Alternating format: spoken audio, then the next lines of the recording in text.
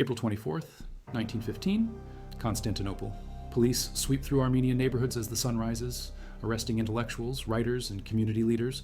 600 men vanish into Ayash prison within hours. But 3 questions burn through the chaos. Who gave these orders? Which officers carried them out? And what happened to these men when the empire fell? The Ottoman Empire enters 1915 fighting on multiple fronts against Russia, Britain, and France. Enver Pasha controls the War Ministry. Talat Pasha runs the Interior Ministry. Jamal Pasha commands in Syria.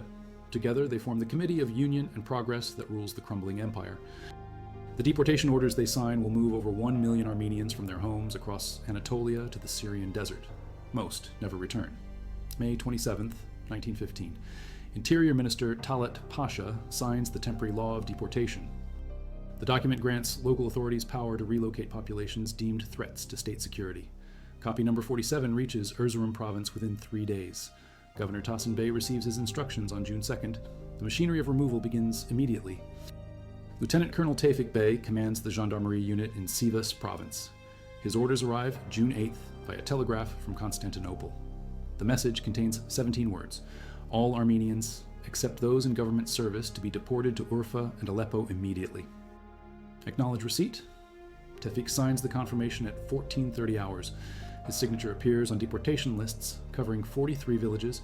Major Nuri Bey oversees the Trebizond deportations starting July 3rd. His unit processes 8,000 Armenians in the first week. The coastal route leads south toward Syria through mountain passes controlled by Kurdish irregulars. Nuri maintains detailed logs of departure dates and convoy sizes. Convoy 41 leaves Trebizond on July 19th with 1,200 people. The next checkpoint at Gamushain records 400 arrivals 3 days later. Colonel Halil Bey commands the deportation route through Diyarbakir. His jurisdiction covers the crossing points at the Tigris River, where convoys heading to Deir ez-Zor must pass inspection. The colonel requires written permits for all crossings. His office issues permit number 792 on August 15th to a convoy of 350 people from Van Province. The return receipt from Deir ez-Zor lists 87 survivors on September 4th. Captain Mustafa Kemal, later known as Ataturk, refuses deportation orders in the Dardanelles sector. His unit receives instructions on June 22nd to relocate Armenian families from Gallipoli villages. Mustafa Kemal sends a one-line reply: military operations take priority. Cannot spare personnel. No deportations occur in his sector during 1915. The future Turkish leader never faces charges for this refusal. If you value documented World War I and post-war history like this, subscribe. It's the best way to support our work. Now back to the story. October 30th, 1918. The Armistice of Mudros ends Ottoman participation in the Great War. British forces occupy Constantinople on November 13th. Article 7 of the Armistice grants the Allies power to occupy strategic points and maintain order. Within days, British officials begin collecting evidence of wartime deportations and massacres. The Ottoman Parliament meets for the final time on January 21st, 1919. Grand Vizier Ahmet Tevfik Pasha addresses the chamber for 97 minutes.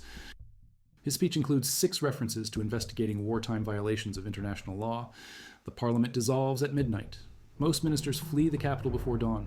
Enver Pasha escapes Constantinople on November 2nd, 1918, aboard a German submarine. The vessel surfaces near Sevastopol on November 7th. Enver makes his way to Berlin through Odessa, carrying forged Ukrainian papers and 43,000 German marks. He rents a small apartment at Kurfürstendamm 112. German police monitor his movements but do not arrest him. Talat Pasha flees on November 3rd using a Dutch merchant vessel bound for Amsterdam. British intelligence tracks the ship to Rotterdam harbor on November 9th. Talat adopts the name Mehmet Ali and moves to a boarding house at Prinsenstraat 27. Dutch authorities know his location but refuse extradition requests from Constantinople and London. Jamal Pasha reaches Switzerland in December 1918. He settles in Geneva under the name Ahmed Jamal, claiming to be a tobacco merchant from Smyrna. Swiss police place him under surveillance after receiving a tip from Armenian exile groups. Jamal maintains correspondence with German military contacts throughout 1919. The Ottoman court-martial of war criminals begins on February 5, 1919. The proceedings take place at the Sublime Porte under British supervision. Prosecutor Mazar Bey presents evidence against 57 defendants, including 12 serving officers. The first session lasts 6 hours. Spectators pack the courtroom beyond capacity. Lieutenant Colonel Tevfik Bey stands trial on March 18, 1919. The charges specify violation of military law and conspiracy to commit deportation. Prosecutor Mazar reads from Tevfik's own logs documenting convoy departures from Sivas province. The defendant claims he followed lawful orders from superiors. The court finds him guilty on April 2nd and sentences him to 10 years hard labor. Major Nuri Bey faces charges on April 23, 1919. Witnesses from Trebizond testify about his role in organizing deportation convoys. A Kurdish irregular named Hassan Aga describes receiving weapons and money from Nuri to attack convoys along mountain routes. Nuri denies any knowledge of attacks, but admits organizing departures. The court sentences him to death on May 10th. Colonel Halil Bey escapes before his scheduled trial date. Guards find his cell empty on the morning of May 5th, 1919. An investigation reveals he received assistance from Turkish nationalist sympathizers within the prison administration. Halil reaches Ankara by May 20th and joins Mustafa Kemal's resistance movement. He never returns to face charges. The court sentences Talat and Enver to death in absentia on July 5th, 1919. Neither man appears for the proceedings. The verdicts specify hanging for crimes against humanity in violation of the laws of war. Armenian newspapers in Paris and Boston published the complete sentences within 1 week. Jamal Pasha receives his death sentence on July 19th, 1919. The court cites his role in organizing deportations from Syrian provinces and his command of units that carried out executions. Like his colleagues, Jamal remains in European exile and does not appear for sentencing. The Turkish nationalist government in Ankara declares all sentences void on September 4th, 1920. The Armenian Revolutionary Federation begins hunting the sentenced officers in 1920. Operation Nemesis targets the three main leaders plus key subordinates across Europe and the Middle East. Sogomon Tehlirian receives assignment number 1. Eliminate Talat Pasha. The 24-year-old engineering student travels to Berlin in February 1921. March 15th, 1921, Charlottenburg District, Berlin. Tehlirian waits outside Talat's apartment building at Hardenbergstrasse 4. Talat emerges at 10:15 for his morning walk. Tehlirian approaches from behind and fires one shot into Talat's skull at point-blank range. The former interior minister dies instantly on the sidewalk. German police arrest Tehlirian at the scene. The Berlin trial of Sogomon Tehlirian begins June 2nd, 1921. Defense attorney Theodor Niemeyer argues temporary insanity caused by witnessing family members killed during deportations. Prosecutor Karl Weissmann seeks conviction for premeditated murder. The jury hears testimony about Ottoman deportation policies for 3 days. Tehlirian receives acquittal on June 4th, after 2 hours of deliberation. Stepan Zagigian tracks Jamal Pasha to Tiflis in July 1921. Jamal serves as military advisor to the Georgian government under his real name. Zagigian poses as an Armenian merchant seeking safe passage documents. The meeting occurs at Jamal's office on Rustaveli Avenue on July 21st. Zagigian shoots Jamal 3 times in the chest during the document review. Jamal dies at Tiflis Municipal Hospital 90 minutes later. Enver Pasha flees Berlin for Moscow in August 1921. Soviet officials grant him permission to organize Turkic resistance movements in Central Asia. Enver reaches Bukhara in October and begins raising volunteers for guerrilla operations against Soviet rule. The Red Army tracks his movements through informants among Basmachi fighters. August 4th, 1922, near Baljuan village, Tajikistan, Red Army cavalry surrounds Enver's camp at dawn. The engagement lasts 47 minutes. Machine gun fire cuts down most of Enver's fighters in the first assault. Enver himself falls during a cavalry charge at approximately 0700 hours. Soviet troops confirm his identity through documents found in his saddlebags. Lieutenant Colonel Tevfik Bey serves 3 years of his 10-year sentence before Turkish nationalist pressure secures his release in 1922. He returns to Sivas and operates a small grain trading business until 1938. Police records show no further legal troubles. Tevfik dies of natural causes in 1949 at age 67. Major Nuri Bey's death sentence becomes void when Turkish forces recapture Constantinople in 1922. He joins the new Turkish army with the rank of colonel and commands garrison duties in Erzurum province. Army records list his retirement in 1934 with full pension benefits. Nuri survives until 1956 and is buried in Ankara Military Cemetery. Colonel Halil Bey receives promotion to brigadier general in the Turkish War of Independence. He commands the Eastern Front against Armenian forces during 1920 and 1921. Post-war assignments include military governorships in Kurdish regions, where he applies deportation experience to suppress tribal rebellions. Halil retires with honors in 1938 and dies peacefully in 1952. Captain Mustafa Kemal becomes Turkey's first president in 1923. His refusal to carry out deportation orders in 1915 never appears in official biographies. Western diplomatic cables from the period reference his noncompliance, but contain no details about consequences or reprimands. Mustafa Kemal rules Turkey until his death in 1938. The Armenian Patriarchate of Constantinople publishes a complete list of deportation officers in 1965. The document names 143 individuals from lieutenant to general rank. Researchers verify employment records for 97 of these officers in the new Turkish Republic. 62 received promotions between 1923 and 1935. Government archives in Ankara remain sealed on matters related to 1915 deportations. Turkish law classifies documents from the Committee of Union and Progress period as state secrets. Armenian researchers file Freedom of Information requests annually without success. The current classification expires in 2025, those 110 years after the deportation law. The special organization, known as Teşkilat-i Mahsusa, operates alongside regular army units during the deportations. Director Bahaeddin Shakir recruits criminals and Kurdish irregulars for special operations against Armenian convoys. Captain Ahmed Saki commands one such unit based in Erzincan. His roster lists 67 convicted murderers released from Sivas prison in May 1915. Ahmed Saki's unit intercepts 17 convoys between June and September 1915. Doctor. Bahaeddin Shakir maintains his medical practice in Constantinople, while directing special organization activities. His office at Beyazıt Square serves as coordination center for irregular operations across eastern Anatolia. Shakir sends coded telegrams to unit commanders using medical terminology. Patient requires immediate surgery, means eliminate convoy. Treatment successful, confirms mission completion. British intelligence intercepts 43 such messages during 1915.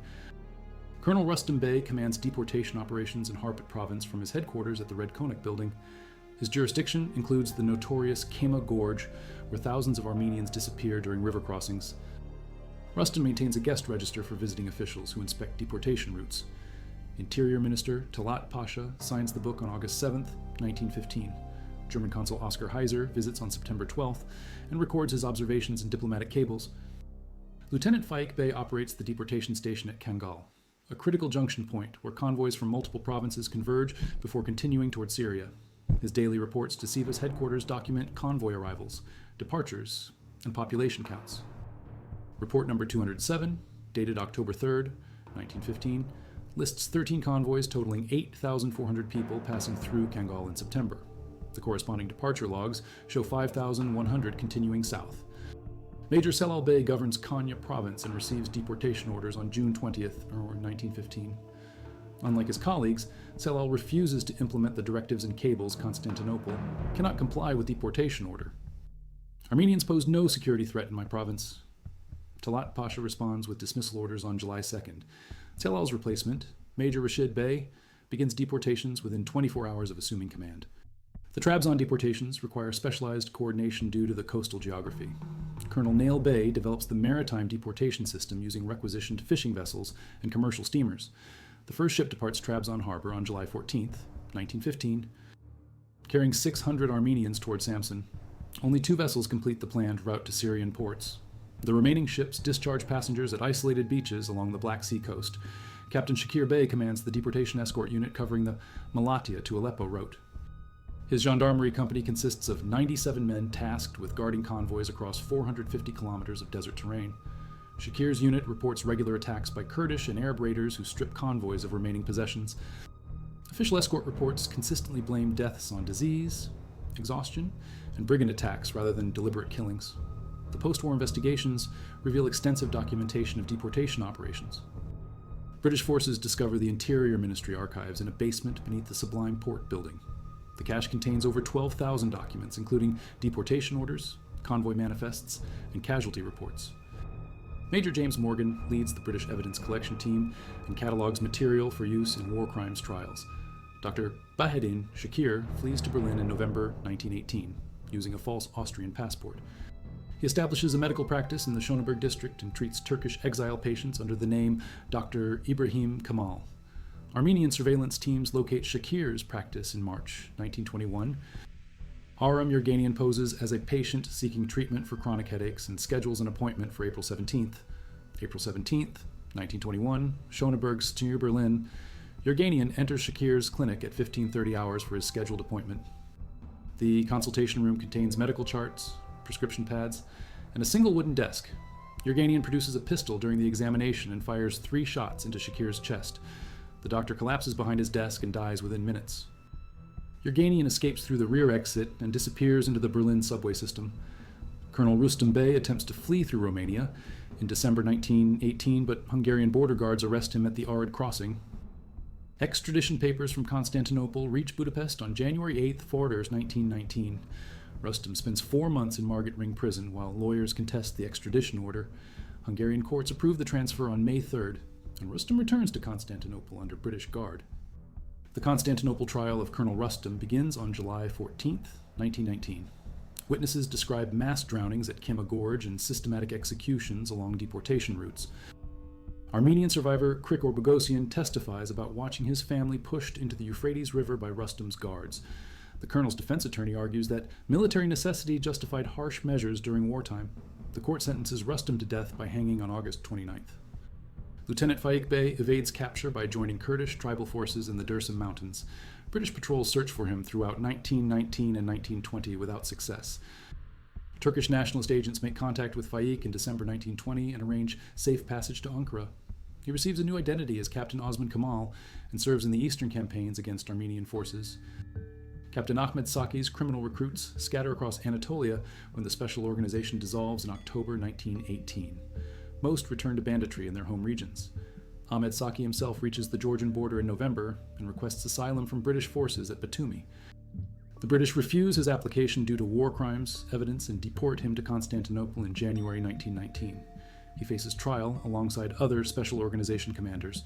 Major Kelal Bey, the Konya governor who refused deportation orders, survives the war and testifies at the Constantinople trials. His appearance as a prosecution witness occurs on September 7th, 1919. Kelal describes receiving deportation instructions and his decision to disobey them. His testimony provides crucial evidence about the chain of command and the voluntary nature of participation in deportation operations. The execution of convicted officers begins on September 15th, 1919, at Beyazıt Prison in Constantinople. Hangman Ismail Effendi supervises the proceedings with assistance from British military police. Colonel Rustem faces the gallows first at 0600 hours. His last words, recorded by prison chaplain Father Mesrop, "I serve my country." The execution takes 11 minutes due to improper rope placement. Captain Ahmed Saki follows at 0630 hours. Unlike Rustem, Ahmed makes no final statement and maintains silence throughout the procedure. The trapdoor mechanism functions correctly, and death occurs within 4 minutes. Prison doctor Mehmet Bey pronounces both men dead at 0645 hours. The bodies remain hanging for 1 hour as required by Ottoman execution protocol. Major Nuri Bey's death sentence creates controversy when new evidence emerges about Kurdish irregular involvement in Trebizond deportations. Defense attorney Ohan Effendi presents testimony from Kurdish witnesses claiming they acted without military authorization. The appeals court reviews the case for 6 weeks before upholding the original verdict. Nuri's execution date is set for October 23, 1919. The Turkish nationalist victory at Sakarya in August 1921 changes the political situation in Constantinople. Remaining war crimes, prisoners receive amnesty as part of broader negotiations between Ankara and the occupying powers. Major Nuri's death sentence converts to exile, and he departs for Switzerland on November 4, 1921. He returns to Turkey in 1923 and resumes military service. Lieutenant Faik Bey emerges from hiding in 1922 and reclaims his military career under his new identity. Army records show Captain Osman Kamal serving in various garrison posts throughout the 1920s and 30s. His true identity remains concealed until his death in 1954, when family members discover his original commission papers among personal effects. The Lausanne Treaty of 1923 includes provisions for amnesty covering wartime actions by Ottoman officials. Article 143 specifically prohibits prosecution of Turkish citizens for acts committed between 1914 and 1922. This clause effectively ends international legal pursuit of deportation officers who survived the immediate post-war period. American missionary William Chambers documents the deportation aftermath during his service in Harput from 1919 to 1921. His reports to the American Board of Commissioners describe ruined villages, abandoned properties, and scattered survivors returning to find their homes occupied by Kurdish and Turkish families. Chambers estimates total Armenian population decline in Harput province at 87%. The new Turkish Republic integrates many former deportation officers into its administrative structure. Personnel files show that 63 officers who participated in 1915 operations received government positions between 1923 and 1928. These appointments include provincial governorships, police commands, and customs administration roles in regions previously populated by Armenians. Colonel Halil Bey's post-war career includes suppression of Kurdish rebellions, using methods refined during the Armenian deportations. His operations against Sheikh Said's uprising in 1925 involved forced relocations of Kurdish villages suspected of supporting the rebellion. British diplomatic reports describe these actions as deportation tactics adapted for Kurdish populations. French authorities in Syria interned several Ottoman officers who supervised Armenian deportations to Deir ez-Zor. Camp records at Aleppo show 12 officers detained between 1919 and 1921. Most receive release after signing documents promising not to return to Turkish territory. Captain Zeki Bey violates this agreement and rejoins the Turkish army in 1922 under an assumed name. The Armenian Patriarchate's archives in Jerusalem preserve deportation testimonies collected from survivors throughout the 1920s.